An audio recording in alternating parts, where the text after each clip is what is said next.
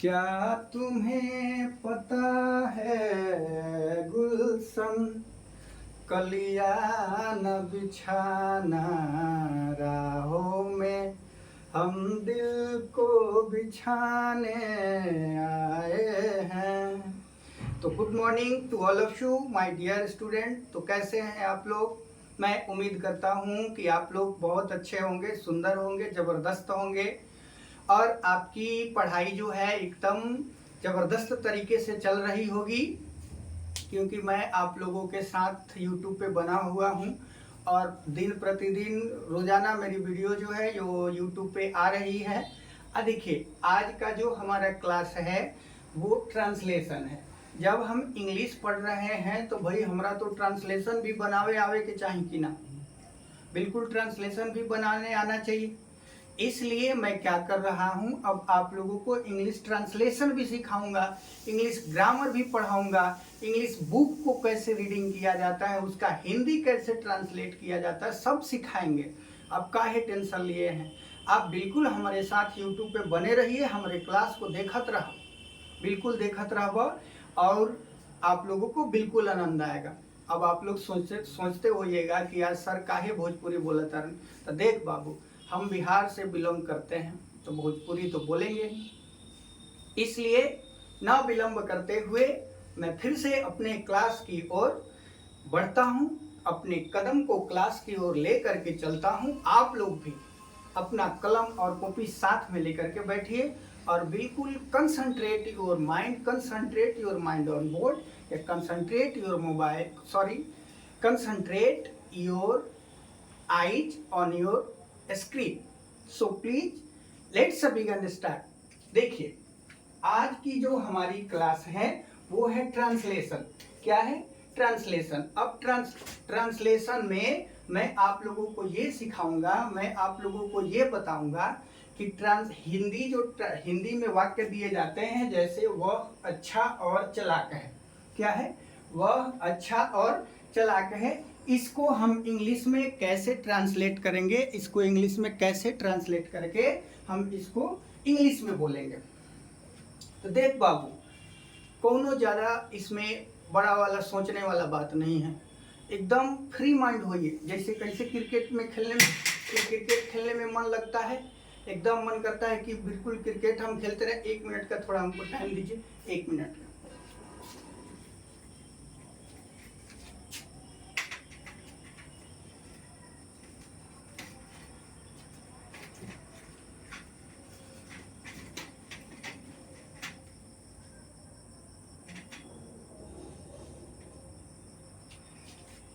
चलिए आ गया फिर से। 1 मिनट का समय मैं इसलिए लिया था ताकि जो लाइट थी, लाइट में गड़बड़ी आ गई थी। लाइट चारों तरफ से रखना पड़ता है ना। चलिए, अब बहुत हमने बकवास कर लिया, बहुत बात बोल दिया, अब बात को नहीं बोलना है, अब हमें क्लास की ओर चलना है। चलिए, आज हम लोग पढ़ेंगे ट्रांसलेशन में। क्या पढ़ेंगे वो देखते हैं। Use of is. इज का प्रयोग कहाँ करते हैं, आर का प्रयोग कहाँ करते हैं, एम का प्रयोग कहाँ करते हैं, वाज का प्रयोग कहाँ करते हैं, और उसके बाद वेयर का प्रयोग हम लोग कहाँ करते हैं। ये जो है यह हमारा ट्रांसलेशन है और ट्रांसलेशन में इसको बिल्कुल बेसिक माना जाता है, क्योंकि इसी के जरिए हम लोग क्या करते हैं, ट्रांसलेशन को स्टार्ट करते हैं।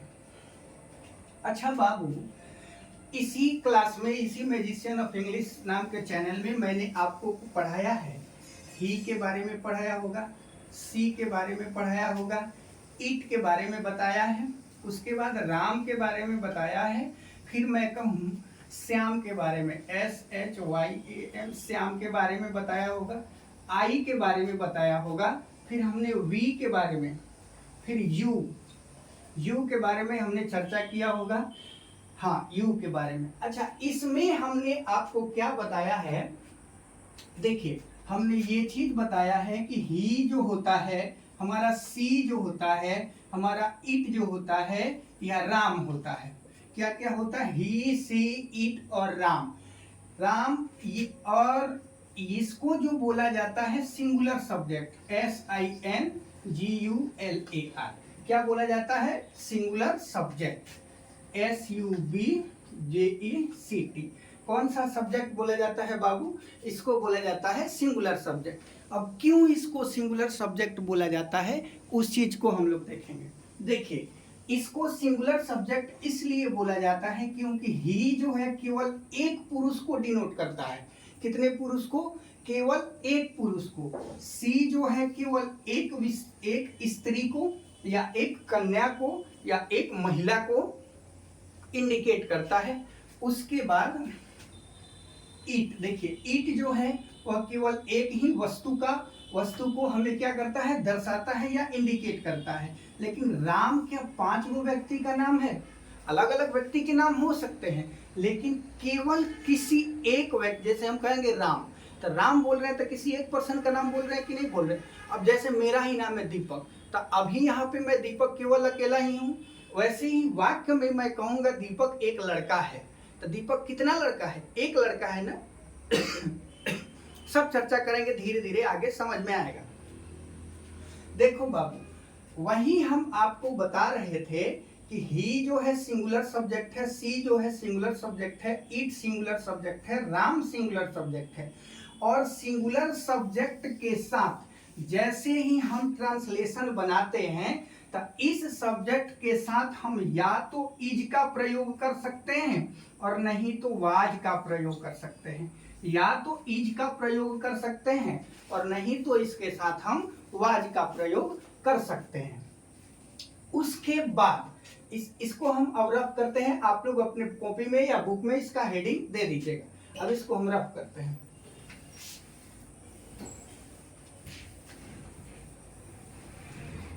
देखिए, अब इसके बाद अगर हम कहें कि हमारा वी जो हो गया, हमारा यू जो हो गया, वी हो गया, यू हो गया, अच्छा दे जो हो गया, यह जो होता है ना बाबू, इसको बोला जाता है प्लुरल सब्जेक्ट। कौन सा सब्जेक्ट? इसको बोला जाता है plural, PLURAL, plural, SUBJECT।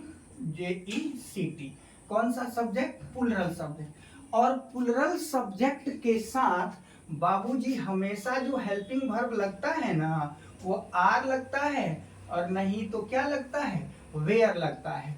Where, WERE। या तो क्या लगेगा? आर लगेगा और नहीं तो दूसरी क्या लगेगी? वेयर लगेगी। कौन से सब्जेक्ट के साथ? कौन से सब्जेक्ट के साथ? तो प्लुरल सब्जेक्ट के साथ हमेशा क्या लगता है? आर लगता है और नहीं तो क्या लगता है? वेयर लगता है। अब कुछ ट्रांसलेशन को हम ट्रांसलेट करके देखेंगे। जैसे एकदम आसान से करेंगे, इसको ऊपर करके बताते हैं आपको। देखिए, वह अच्छा और चालाक है। अच्छा यह बताइए, वह जो है वह सिंगुलर सब्जेक्ट है कि प्लुरल सब्जेक्ट है? बताइए, वह जो है सिंगुलर सब्जेक्ट है कि प्लुरल? क्योंकि ही का हिंदी मीनिंग होता है वह, तो ही जब सिंगुलर है तो वह भी सिंगुलर होगा। ही जब सिंगुलर है तो वह भी क्या होगा? सिंगुलर ही होगा। इसलिए हम पहले क्या लिखेंगे? ही, और ही के साथ कौन सा हेल्पिंग वर्ब लगाएंगे? इज लगाएंगे। काहे इज लगाएंगे? क्योंकि हिंदी वाक्य के लास्ट में है। क्या है? है। यदि मान लीजिए रहता वह अच्छा और चालाक, यहाँ पर था रहता, जैसे ही था रहता ना बाबू, तो हम इज न लगा करके यहाँ पे वाज लगाते। क्या लगाते? वाज लगाते। लेकिन वाक्य में क्या दिया हुआ है दिया हुआ है। इस पर भी हम चर्चा करेंगे, वाज पर भी आज इसी वीडियो में चर्चा करेंगे, आप टेंशन ना लीजिए। देखिए, ही के साथ कौन सा हेल्पिंग वर्ब? इज। अब गुड का, सॉरी, अच्छा का इंग्लिश मीनिंग क्या होता है? He is good, GOOD, good. And होता है और का, good and. Clever, CLEVER। He is good and clever. वह कैसा है? अच्छा है और चालाक है। कैसा है? अच्छा और चालाक है। He is good and clever. वह अच्छा है और चालाक है। हमने इसको क्या कर दिया? ट्रांसलेट कर दिया। कितना आसानी से हम लोगों ने सीख गए। कैसे सीखे? फिर से चर्चा करते हैं। ही, सी, इट, राम सिंगुलर सब्जेक्ट है। सिंगुलर सब्जेक्ट के साथ हमेशा इज लगता है, नहीं तो वाज लगता है। वाज कब लगता है? जब हिंदी वाक्य में था रहता है तब हम क्या लगाएंगे, वाज लगाएंगे। लेकिन जब हिंदी वाक्य में है तो हम कौन से हेल्पिंग वर्ब का प्रयोग करेंगे बाबू, इज का करेंगे। कौन से हेल्पिंग वर्ब का, इज का प्रयोग करेंगे। चलिए फिर दूसरी एग्जाम्पल के पास हम चलते हैं। अगर फिर हम इसको मिटाते हैं, इसको रफ करते हैं, आप लोग लिखते चलिएगा, आप लोग इसको नोट करते चलिएगा कॉपी में, तभी आप लोगों को समझ में आएगा। देखिए फिर हम आप लोगों को चर्चा करते हैं। मैं एक,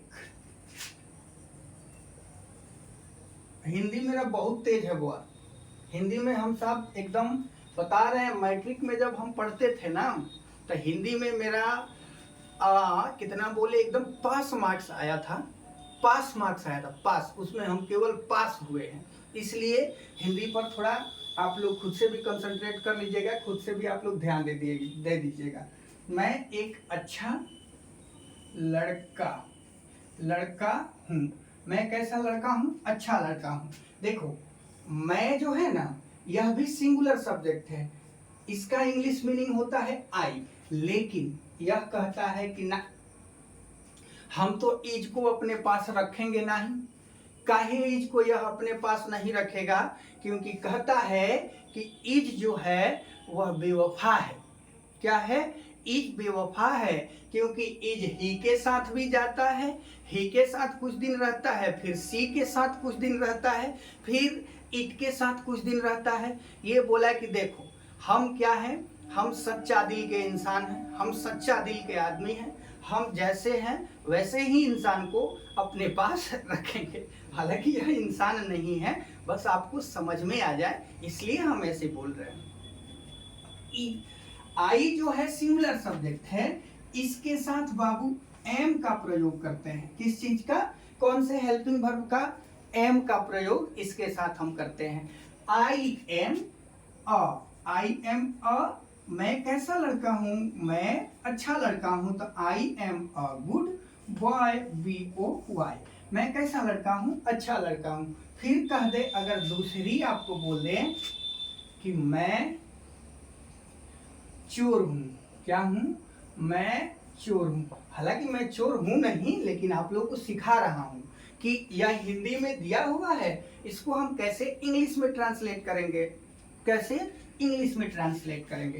तो देखिए मैं का इंग्लिश होता है आई, इसके साथ कौन सा हेल्पिंग वर्ब, एम।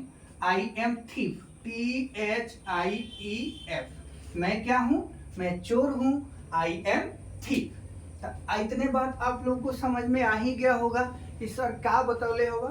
सर यही बताए हैं कि singular subject always takes, singular subject जो होता है वह हमेशा क्या लेता है अपने साथ, तो सिंगुलर सब्जेक्ट हमेशा अपने साथ सिंगुलर वर्ब लेता है। तो सिंगुलर वर्ब कौन कौन होता है, सिंगुलर वर्ब एम होता है, सिंगुलर वर्ब इज होता है। अब आते हैं हम लोग कुछ इससे आगे बढ़ते हैं। जैसे कि अब हम चर्चा करेंगे कि हम लोग दिल्ली जा रहे हैं, या तुम एक अच्छा कलाकार हो, ऐसे करके फिर आगे बढ़ते हैं। देखिए अब मैं आपको बताऊंगा, इसको मिटाते, पूरा को मिटाते हैं बाबू। देखिए सिंगुलर सब्जेक्ट के बारे में हम लोगों ने पढ़ लिया, सिंगुलर सब्जेक्ट के साथ कौन से हेल्पिंग वर्ब रहता है उसके बारे में हमने पढ़ लिया। अब आपके पास यदि बुक होगा ना, देखो आपको नहीं आता है तो आप समझने का कोशिश कीजिए, समझिएगा तभी ही आपको समझ में आएगा, और नहीं समझने का कोशिश कीजिएगा तो नहीं समझ में आएगा। मैं कह रहा हूं, जैसे अगर हम कहें कि आप एक ईमानदार है, आप एक ईमानदार नेता हैं।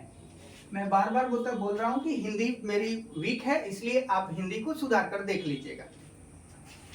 आप एक ईमानदार नेता हैं, तो देखिए आप जो हो गया ना बाबू, यह plural subject, PLURAL, plural subject है, SUBJECT। आप क्या है, एक प्लूरल सब्जेक्ट है। तो प्लूरल सब्जेक्ट के साथ हमने क्या बताया है बाबू, ऊपर ही लिख देते हैं, PLURAL, plural SUBJECT। Plural subject के साथ आर हेल्पिंग वर्ब लगता है और वेयर हेल्पिंग वर्ब लगता है। कौन कौन लगता है, आर हेल्पिंग वर्ब लगता है और वेयर हेल्पिंग वर्ब लगता है। तो देखिए आपका इंग्लिश होता है यू, क्या होता है यू, तो यू एक प्लूरल सब्जेक्ट है, इसलिए इसके साथ हम क्या लगाएंगे, आर लगाएंगे। इसके साथ हम क्या लगाएंगे, are. You are an honest, HONEST, you are an honest leader, LEADER। आप कैसे नेता हैं, तो एक ईमानदार लेता है, you are an honest leader. अगर कहता कि हम लोग ईमानदार नेता हैं, हम लोग क्या है, इसको पूरा मिटाते हैं। देखिए फिर यदि रहता, क्या रहता, हम लोग